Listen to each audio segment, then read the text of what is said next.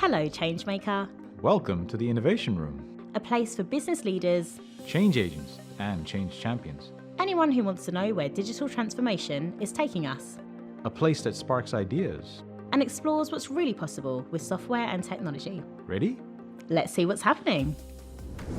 Welcome to the Innovation Room. I'm Kate Fletcher, CEO, mentor, coach and catalyst, and on the Geeks Advisory Board. I'm delighted to be hosting 3 podcasts for International Women's Day and as part of the Digital is from Venus series. My guest of today's podcast, if not now, then when, is the CEO of an organisation recognised as one of the top UK businesses for women, a thriving place to work, and is a strategic partner to the organisation awarded the #1 global place to work. Please join us in a conversation around 3 core themes. Why can it often feel like you're swimming upstream? What needs to change? And how to realise the benefits of gender diversity. Please join me in the Innovation Room with Sally Pritchett. I am delighted to have with me Sally Pritchett, who is CEO of Something Big. And Sally is a expert and a strategic partner to the company. But first of all, can I just ask you to tell us a little bit more about what you do? Yeah, I mean, I think what I do in terms of my day job, probably I wear 2 key hats. I think one of the hats that I wear is to obviously guide and support the clients that we work with. And what we're really trying to do with them is to support them in creating an inclusive, great place to work, a thriving workforce. And these are organizations that have huge, complex beasts of workforce. They have men, they have women, they have, a huge diversity in their workplace. And as we probably all know, managing people is a complex thing to navigate. So I think part of my day job is that expertise that I have in supporting them.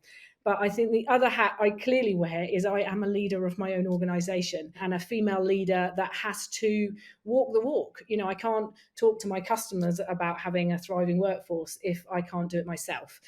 So I do sense a sense of pressure to demonstrate that best practice in our own team. We luckily have succeeded in that. We are ranked as one of the top 100 companies in the UK from an SME point of view that for well-being and for having a great place to work ourselves. We're a great place to work for women, as an example. But that doesn't come naturally just on its own. It takes effort and focus. That's kind of my day job is looking after my own team and supporting our clients. Before we get into the topic in a lot more depth, can you tell me who you would bring in the Innovation Room with you and why? Well, I probably have a little bit of a girl crush on Mary Portas. Okay. I think Mary, I love her creativity and her passion, and I love the way that she's very authentic with her values. I think she's very innovative. If you listen to some of the things she's done in her career, I think she's very exciting to listen to. But I think also I love the fact that she's very honest about her earlier career, where she did what she felt was asked of her in terms of her retail career, but then realized as she got through her career that we were making an impact on the environment, a negative impact. We were creating huge landfills of stuff that she had helped people to buy and things like that in a sort of materialistic society. And she talks now about it's time to grow the trees we won't sit beneath. And this is kind of one of my favorite sound bites from her, because if you think about that from an innovation perspective, if you're not going to sit beneath those trees, you're really thinking long term. And when we think long term, we tend to not think about the sort of near constraints, the money, the investment, the return, the immediate return on investment. And I think we're more innovative when we think longer term. And when we think about other people than ourselves getting the benefit, I think we definitely think bigger. So I think Mary would be a brilliant one to interview. So today we're really going to talk about a more innovative leadership, I suppose, and discuss some of the issues that are getting in the way of organisations unlocking the real potential of women in their workforce.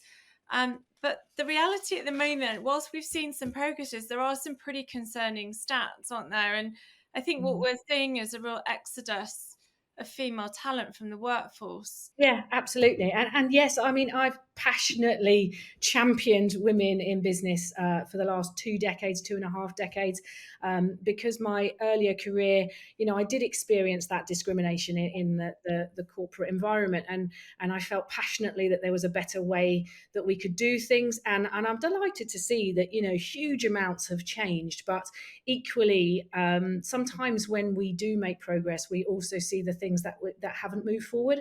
And I'm also kind of an impatient person, and I think we could have made faster progress. I think it's really disappointing to see that we're now seeing statistics that the increase, for example, of women holding board seats quarter on quarter, that has been a 0.2% increase. Yeah. And I mean, that is slow progress. That's arguably not progress at all. If we go back to like 1995, which is almost 3 decades ago, we had 0% of Fortune 500 CEOs being female. But nearly 3 decades later, we're seeing 8.8%. If this was commercial growth, I'm pretty sure someone would be, demanding faster progress. And even been fired by now, wouldn't they? If that was the reality, let's face it. I think so. I think that's hardly progress. No. I'm hearing statistics, and I think in the run up to International Women's Day this year, we're going to hear an awful lot about, just 1% increase in this, or improvement in narrowing this pay gap. And, at the point where we've still got women working for 2 months of the year for free, I think the context of why women are leaving the workplace, I don't think you need to be a rocket scientist to understand why. It feels like we've hit a real tipping point, doesn't it? And those stats are really accelerating in the wrong direction in many respects. What do you think's holding women back in the workplace? I mean, we could talk about endless things, but I think my first thing here is that I think we have to look at the sort of life cycle of a woman in the workplace. And I think there are two key times of our lives, be it whether we were men or women, there are two key times of our lives when we typically move up the food chain, if you like, or get promoted, etc. And I think in our 30s, we typically move either into sort of some form of management or become more senior. And I think we have to really understand that at that stage, this is typically the time that women are having maternities or bringing up young children. Yes. And I think the second time of our lives where we perhaps move into senior management or maybe get onto board level is typically in our 50s.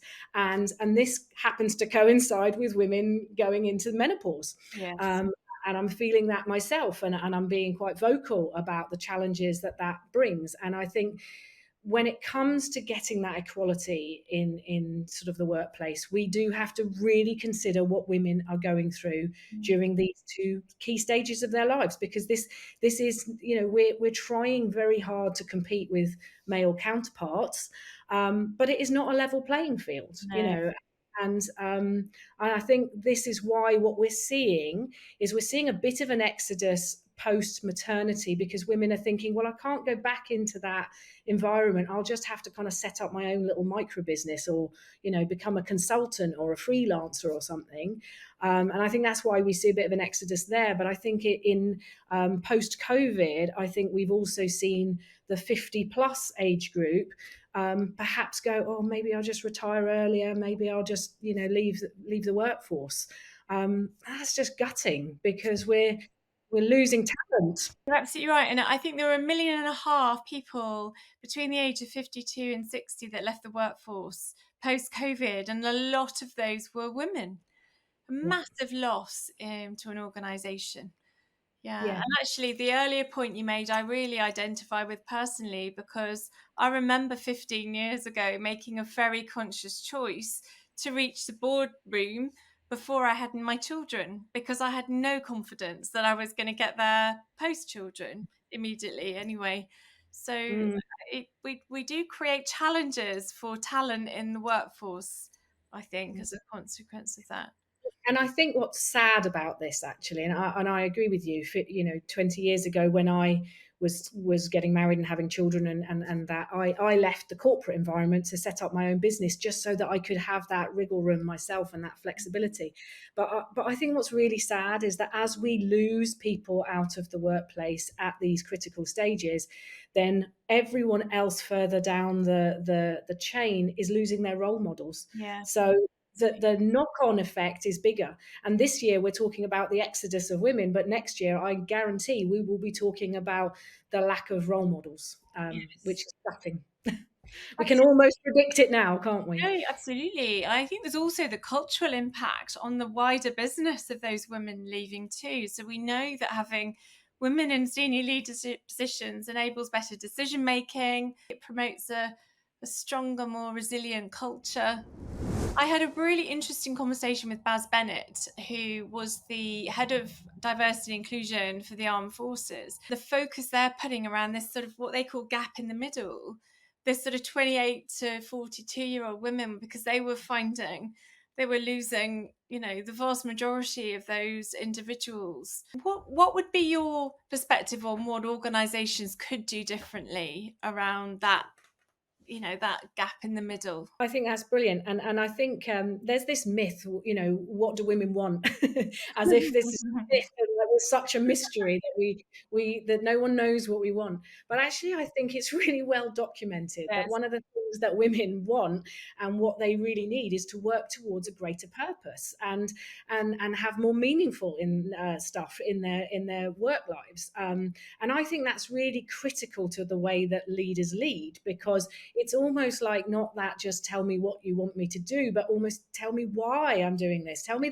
the big direction, the bigger picture, the purpose, and I will go further and I will work harder and I'll be more committed and you'll get a better outcome of me, but from me. But I think that is particularly important for working with women and leading women. Yes. And I think that what you do when you get that is you get that sort of 10x thinking from them, because they lean into it bigger. So why wouldn't you want to lead in that way?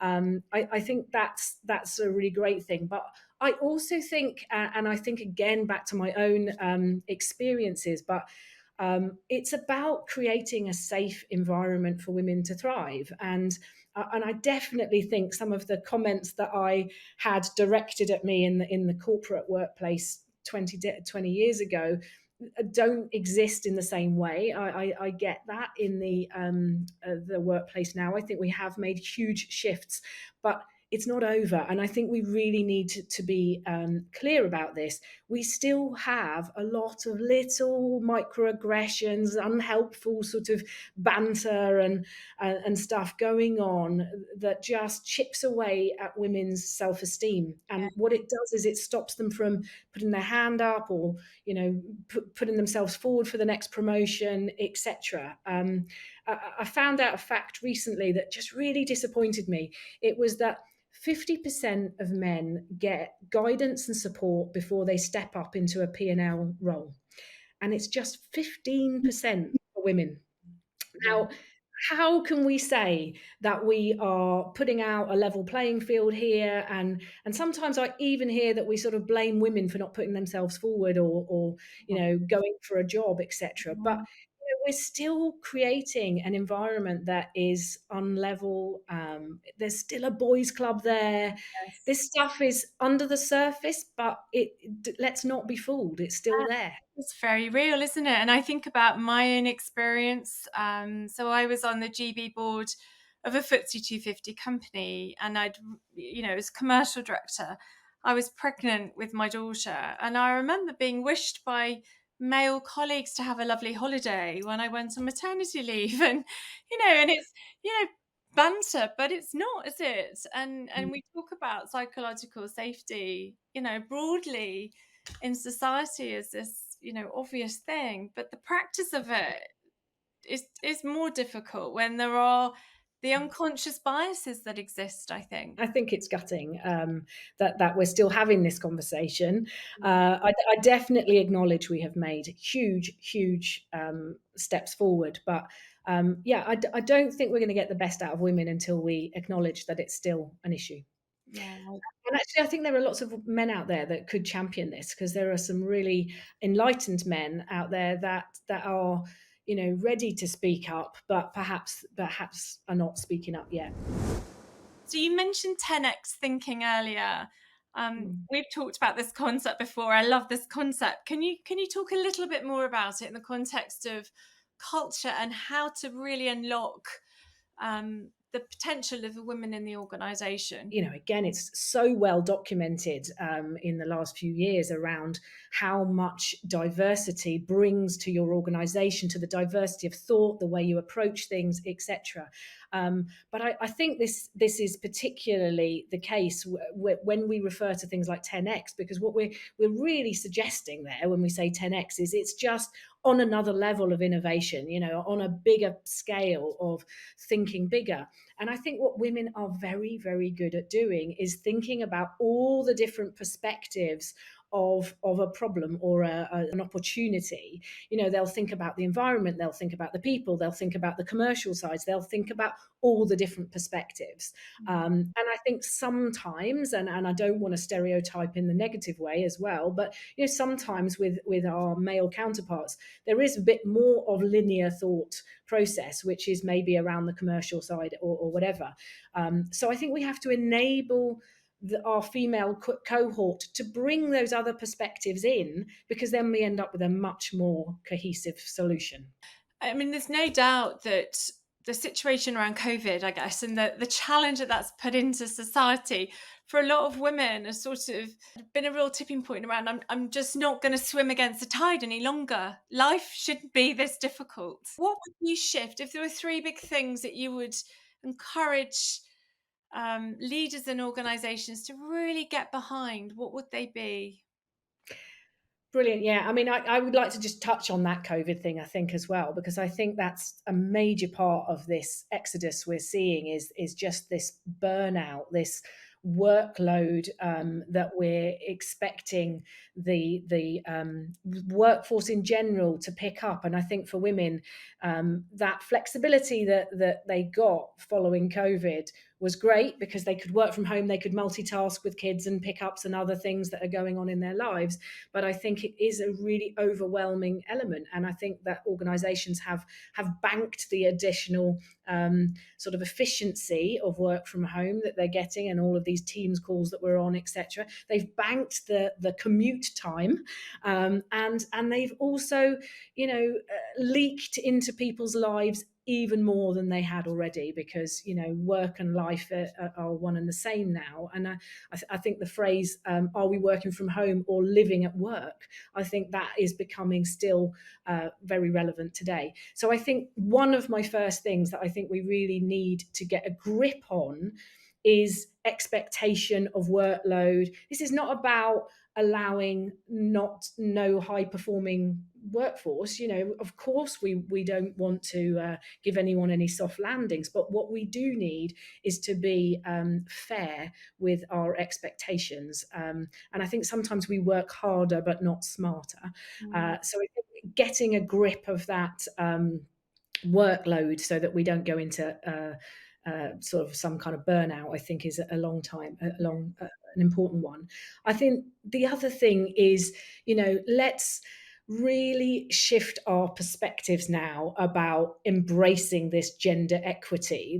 I hope that we've gone past the sort of tick box era of, yes, I know we need to have women on the board, or, at this level. I hope we're beyond the tick box, but I think or even the element of it's the right thing to do. I think we need to move on from the optics of this, Yes. and embrace it from the perspective of the benefits it's bringing when we get it right. If we can stop it from being the tick box and have we done it, to what are we getting from this? Because once we move into the benefit zone, then it really gets some traction in our organization. So I think if we can shift towards benefits, that's when, and outcomes, then I think we get that 10x as well, and better productivity. And then I think my third thing is really about what does it take for us to be the best allies we can possibly be for our sort of female cohort. Because maybe that's the thing that's going to prevent that sort of unhelpful narrative and banter and unconscious bias. If we can make it psychologically safe for men to speak up in our absence. And I think that, for me, one of the loveliest things I heard about being a great ally is it's about being a great ally when that person isn't in the room. And I think if I walk into a room at any point at the moment, it's unlikely that someone's going to say something really unhelpful and sort of biased and discriminatory while I'm in that room. But that's not to say that when I'm not in the room, that is not still going on. And I think if we can get men to be our best allies and stick up for us and stand up for us and stamp out those negative banters when we're not in the room, then I think we're really moving forward, because it does leak out when we are in the room, let's face it. So this is about the sort of female voice as well, isn't it, really? It's about that female voice being across the board, coming from men and coming from women. Well, there's some fantastic points that you've made there. And if I can go back to the first one, first of all, so there's most definitely been a blurring of boundaries, hasn't there? With sort of post-COVID and this whole mesh of work and life. And I certainly come across it a lot in conversations with senior leaders and CEOs. So what would be your advice to women? Because there are things we can do for ourselves, right, in an environment. Yes, there's an inherent environment that we operate within, but in a mature culture, we can step up and be more assertive, can't we? So what sort of things do you think women can think about differently? This is a real juxtaposition, because whilst I'm devastated that we've had this exodus of women from the workforce, I'm also delighted because what they're actually doing is they're saying, hey, this isn't acceptable. I'm going to move away from this. And actually, that's what organizations need to feel. They need to feel that pain, that loss of talent. But that talent needs to walk into other doors where they're appreciated, valued, respected, paid like their male counterparts, etc. And that will cause that traction and that change, because I know most of the companies I'm working with, many of the companies I'm working with, they're working so hard to get this right, so they deserve to have the best female talent. And the organizations that are not doing all that great work, they deserve not to get that great female talent. So I think the first thing that we can do is not accept it.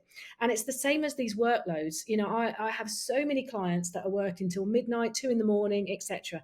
And sure, if we've had a sick child or we've needed to go to something and we've needed flexibility and we've chosen to work till midnight, then absolutely. But if we're being expected to work ridiculous hours, not at the same level as our male counterparts, then I think we have a duty to ourselves and to the next generation to also say, no, I'm not going to do that. That's not the best of me.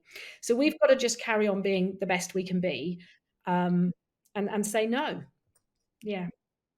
And actually, again, another conversation I had recently, where my own personal experiences since becoming a parent, I've become a far better leader, both in terms of the empathy, the compassion, the breadth of perspective, and actually also from an efficiency perspective around getting things done and being organized and not dwelling on things perhaps longer than I should. We really need to see a bigger picture, I think, when we're thinking about where different genders and cultures fit into an organization. 100% agree with you here. I think parenting is another form of leadership.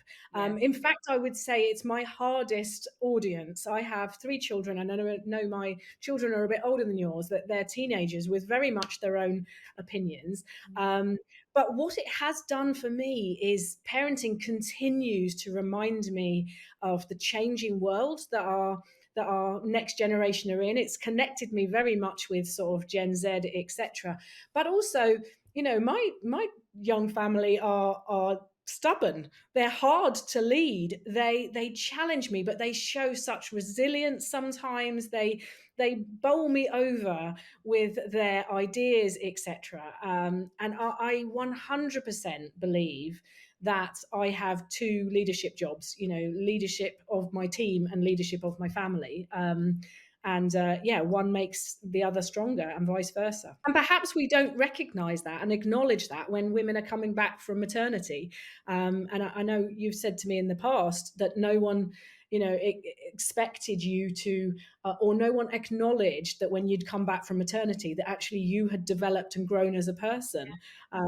We miss that huge moment in women's lives. We do, and I personally believe this is behind much of the pay gap that goes on in those middle years, because of course women leave the workforce to have children, come back in, whether that's a couple of years or 5 or 10 years, and they come back and almost restart where they left off. It's almost like that's a void in the middle, and it's not valued in the way that it should be.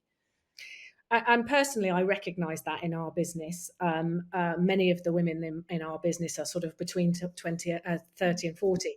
And I put something in place that acknowledge that. So we put people on mentoring programs, intense mentoring programs prior to maternity. We set up their promotions so that when they restart their sort of careers coming back from maternity, they come back into new roles, so that we don't lose that critical time, pre and post maternity. Because if you're having 2 to 3 children, you can slow your career down by about 10 years if you're not careful. So I think organizations really need to lean in, and it is a bit counterintuitive. I understand that, to invest in women that are about to leave the workforce for potentially a year.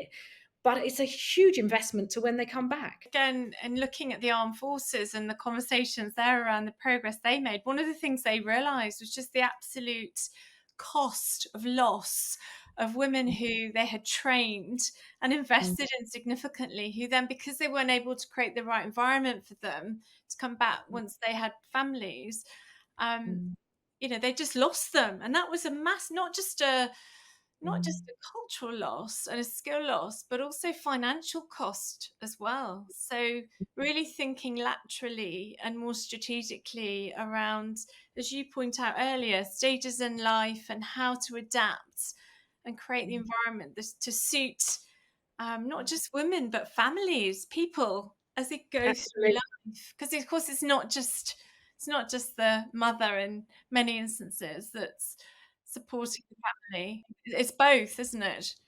And I hope when we embrace equity that we actually really, in going into sort of the next decade, really embrace that family concept of not just the mother. We saw this during pandemic. The government sadly fell foul to this, but they created animated videos that always showed the woman holding the child, or doing the cooking, etc. And we're still seeing that little bit of unhelpful narrative getting pushed through media. But yeah, we absolutely need to look at how we support young families, both parents, and make that fair, and make it psychologically safe as well for men to say, no, I'm sorry, I'm doing the sick child today. I was very lucky with my husband that we had a lot of equality between us, and we would just literally look at our diaries and go, well, who's got the worst meetings today? Because whatever happens, someone's got to look after this sick child. And there was a huge amount of equity between us, but not all women can have that, because it depends on people's pay and responsibilities that they've got, and these are difficult decisions. So we've currently got economically a shortage of people in the workforce for the jobs that we need now. Okay, we're in and out of, on the edge of a recession, and lots of challenge around that. But at the end of the day, there are more jobs than we have people. So how to flip this on its head, if you're an employer looking to attract that fabulous talent that's left the workforce, what would you do, Sally? Oh, brilliant question! Brilliant question. I think absolutely we are short on talent generally. So why would we not be trying to encourage all of the talent we can possibly get to our organisation? So I think first of all, we all know, and it's well documented, that there's this this kind of concept that women will look at a job description, and if there's 20% they can't do, they might not apply. Whereas if men see 20% they can do, they are more likely to apply. So I think getting it right from the very start, how you are describing a job and what is expected versus what might be nice, I think is a great starting point. Let's get women approaching these jobs for a starting point. I think also, if you are doing lots of wonderful stuff, if you have networks of women in or programs to support them in your organization, for goodness sake, make sure you're talking about that in your employer brand. Don't keep it to yourself. I think that's the next thing. I also think intention versus action. So once women are in our organization, don't talk all about the intentions you have for women on the board or women on senior positions. Actually take the action and talk about that action. Yes. And I think part of that is about getting your managerial levels, your sort of internal recruiting managers to be so clear on looking for that female talent. And sometimes they might need to tap people on the shoulder and say, look, have you not seen this internal promotion that's going? I think you should go for it.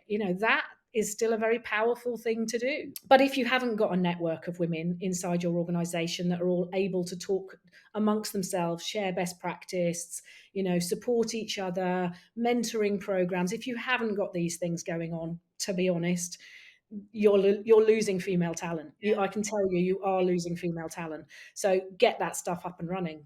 And also, I would say, especially if you're in senior leadership, if you are detecting banter that's not helpful, or bias or discrimination in any way, stamp it out. Be part of the solution. That might require going across the continuum on the equilibrium, if you like, just to get it back to a sensible level. Sometimes you've got to be quite robust to deal with it, to draw awareness to it in the first place. And listen, that's the other thing, to not be cheesy, but the old 2 ears, 1 mouth. Listen to what your female talent is saying. And sadly, don't just wait until the exit interview when it's too late. Yes. But although I would also be really reading those exit interviews of our female cohort right now, but I think that's really important. Try having, I think, a great phrase I heard the other day: pre-mortem, not post-mortem. Yes. But it's like, yes, I love it because it says everything. Let's go and find out why women are leaving before they even leave. Let's go and figure out the problems and talk to our female cohorts about what we're doing to change it. And actually what it leans into is greater demands and expectations from leadership, more capability. So the pre-mortem, that proactive looking ahead, thinking through where things might go wrong. So what else do you think, from a leadership perspective, is needed in our age today of really sustainably and meaningfully shifting this diversity and inclusion piece? Leadership is at the heart of everything we do, whether we are leading an inclusive workplace, or we're leading 10x innovation, or we are leading ourselves into the future of a long-term sustainable thriving business. So leadership from an inclusive perspective is about being authentic. It's about being vulnerable. It's about having compassion and empathy. It is about being yourself as a leader and showing up the best that you can be, understanding that you get it wrong sometimes and that mistakes are made, and speaking up. And I also think, I know it's another cheesy phrase, but we can't have ivory towers walls. We have to have transparent glass walls, and I think visibility of leadership in an organization strengthens that inclusivity, because it's like, I'm part of the team. We're all this solution together. We're going together. I'm not sitting up in an ivory tower making decisions and not understanding the people that those decisions are impacting. And I think leadership has taken a huge shift in that direction. And, if we look at the organizations I work with, including the one that is ranked as the #1 best place to work in the world, I see very active leadership, very honest leadership. I see I see leadership in that organization as central to how they, work through COVID as an example, but through any solution. And I think that's a major part of inclusivity. I also think, and I'm a passionate believer in growth mindset.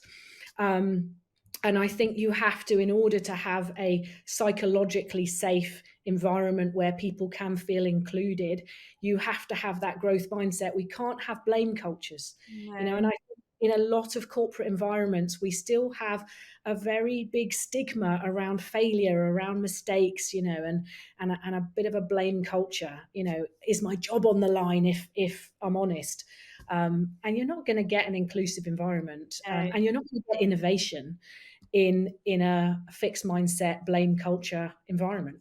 In a way, the fear of failure often Yeah. is driving this overworked, overloaded, Yeah. lack of perspective, actually, because people are head down and sort of tunnel Yeah, vision. I think that's something that women particularly are perhaps hypersensitive Yeah. to, that concept of, I just want to tell the truth and make this better, without pointing fingers or having blame. If we're going to do a wash up on a project that went a bit, off the wall or something, I think women are very keen to get in a room and talk honestly about what's gone wrong so that they can make it better.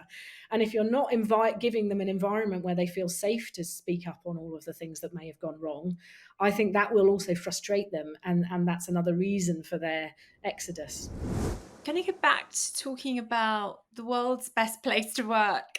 And Yeah. just picking up, because you know them intimately, and I'm really interested to sort of unpack what are the other areas of best practice? What are the other things that they are doing that are cutting edge, kind of ahead of others? That's really interesting, because I think you immediately would think, oh, they must have gyms on site, or they must be Google, they must have the most exciting workplaces or something like that, because cutting edge is what you would think. They must be doing something really cutting edge that's different.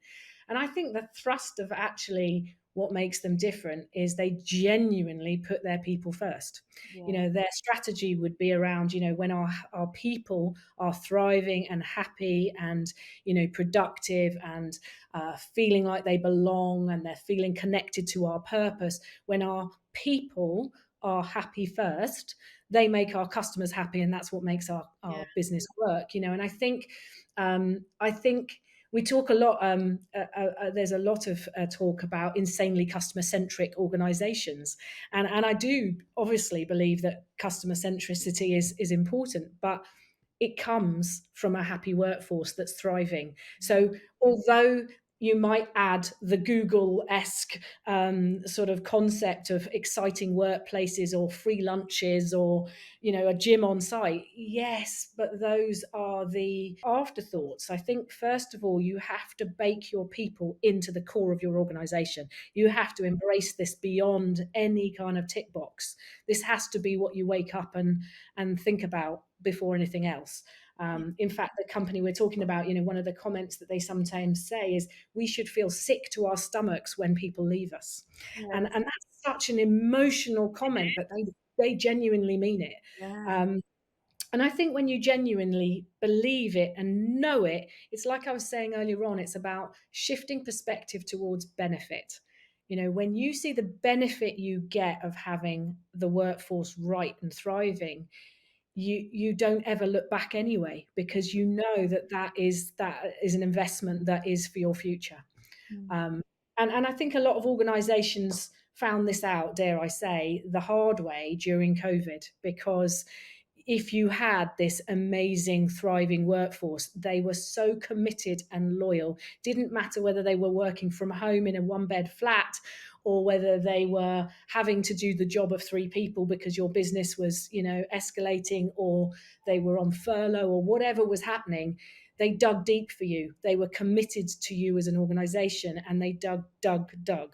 For those organizations who didn't have that culture, and I think the government might be part and parcel of that with the civil service, if you didn't have that culture, you were suddenly having a very difficult, disparate workforce that were working from home that you couldn't control. And I think that's a real shame. And I think trust, by the way, is a huge part of that. So having this high trust environment is when you really get that culture back. People who are listening to this hopefully are inspired to think, right, I can achieve that. I can grow my organization in that way and create a really thriving workforce, and bridge some of the gap of diversity. What would be your 3 key pieces of advice to a CEO or to a leadership team really wanting to embrace this now and move it forward meaningfully? I mean, I think if you're at the stage where you aren't sure where you're kind of at right now, I think the first thing to do is to get the honest answer on that. And I'm a huge believer in things like the Great Place to Work platform, which is an external kind of survey to your staff, because that it's confidential, it's safe for them to speak up. So if you're not doing any kind of employee surveys or external benchmarking or focus groups, listening groups, etc., I think you start with data. I think you get a temperature check on your organization, what you're doing that's going well, what you're doing that is needs improvement. And I think that's the first starting point. And I think, like anything, the second area is accountability, because there is no point in doing all that listening if you are not then going to take some action and move forward. So I think being really transparent with your organization about what you've heard, what you're doing about it, when you're doing that, what is not possible. So I remember distinctly last year when we finished our Great Place to Work survey, I said, these are the things I've heard. These are the ones we're going to tackle this year. That's what we're going to do. These things here, I've heard them. They're not going away, but this is not what we're going to do this year. I can't do that change this year. Yes. And I think that's as important as what you're going to be accountable to. Yes. And I genuinely then think it's about shifting this perspective to benefits, and probably measuring that impact that you can have. Because if it's measured and you see the benefit and everyone's going, well, you know what, our productivity is better, or our retention is better, or our attraction of talent is better, it's going to stick. People are going to carry on doing this thing beyond the end of the action plan. It's going to become part of your business as usual because they see how important it is. So I wouldn't just measure that you've done the action, but I would measure the actual impact of doing so. Of course, in reality, employer brand is increasingly becoming competitive advantage for businesses where they do it well. Yeah, I mean, we as an organisation certified as a B Corp in the last 6 months. And interestingly, every single interview I have done in the last 6 months for our own team, that has been mentioned. Because people see this as a badge of an ethical organisation that is, cares about its people, its profit as well as other things. But I think, it's important to get your EVP, we call it, so your employer value proposition, right. You work very hard on your customer value proposition, so work hard on your employer value proposition as well. What do your staff need from you? What are you offering? What's the transaction you're doing with your people? And as a final thought, if you're a young woman embarking on your career, you've entered an organisation, what would be your advice to them? Oh, that's a fabulous one. My daughter, I have 3 children, two boys and a daughter, and I recently am giving my daughter advice on exactly this topic. And of course, I go back to my own younger self and kind of go, ooh, what's the advice I would give to my younger self? And it's got to be about confidence. It's got to be about, there's been so many things that can chip away at your self-esteem. But I remember, if I'm allowed to swear for a little bit on a podcast, someone telling me that we often have in the back of our heads, we have this radio and it's playing shit FM, and it's going, oh no, you're not good enough for that, or you can't do that, or he's better at that than you. And we have to really dial down that shit FM and go, no, I'm confident in this. I'm going to do it. If they gave me the job or they asked me for an interview or, whatever, I can go for this. I can do this.